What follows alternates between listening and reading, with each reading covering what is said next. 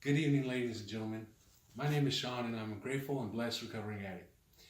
I don't want to spend a whole lot of time talking about the war stories of my past, but there are a couple things about my past I think you need to know to understand how great the transformation truly was. That has taken place in my life. I was born and raised in Richmond, California, where my dad passed away from a brain tumor when I was 2 years old. And I was raised by a single mom who had little, if any, faith in the Lord after losing the love of her life at such a young age. I don't think she ever really got over the loss, and she began withdrawing from life, never leaving the house or doing much of anything. And because of that, I was pretty much allowed to do whatever I wanted. At the age of 11, I started drinking. At the age of 12, I started smoking weed. And at the age of 13, I was introduced to methamphetamines. And during my love affair with meth that lasted the better part of 15 years, I had 2 sons by 2 different women, one of which I would later marry. But after trying to deal with my addiction for about a year, she took my son and never looked back. Most people probably would have caught a clue then, but not me.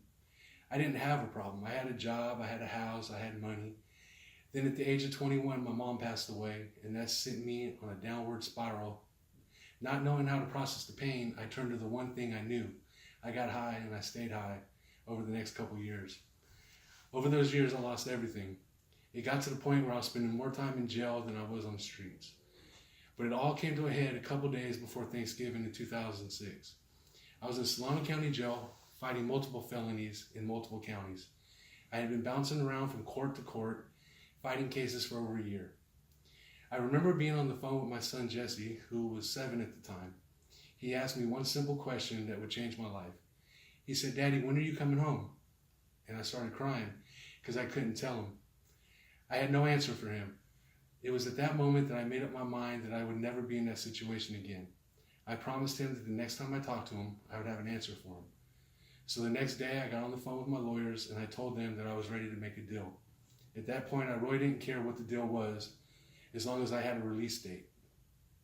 I took 2 3-year deals that ran concurrent and got a 6-month program at the Salvation Army. January 10, 2007, at the age of 28, I walked through the doors of the Salvation Army for the first time, a scared little boy, which I know is hard to believe considering where I had just come from.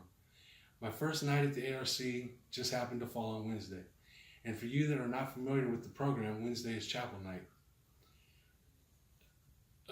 It reminds you growing up, my only experience with church was a couple of VBSs in the summer when school was out. All I can remember thinking was, what did I get myself into? These people are crazy. There was a little old lady running around in the uniform looking like she came straight out of World War II, trying to get me to play a tambourine with her.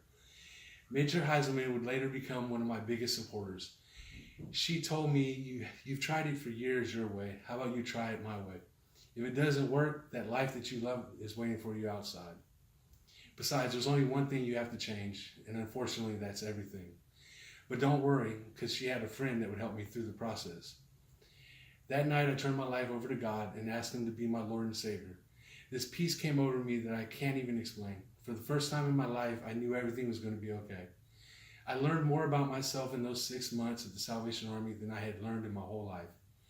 We did NA meetings, process groups, anger management, one-on-one therapy, working with a sponsor. Every day was spent working on myself. After the first 6 months, I knew I wasn't ready to go back to the streets. So I stayed for 90 more days in the program which they called Recovery Life Skills. This is where I learned how to live life clean.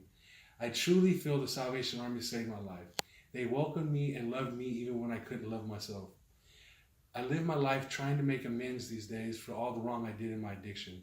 I now work for the Salvation Army and have dedicated my life to the mission of meeting human needs in Jesus' name without discrimination.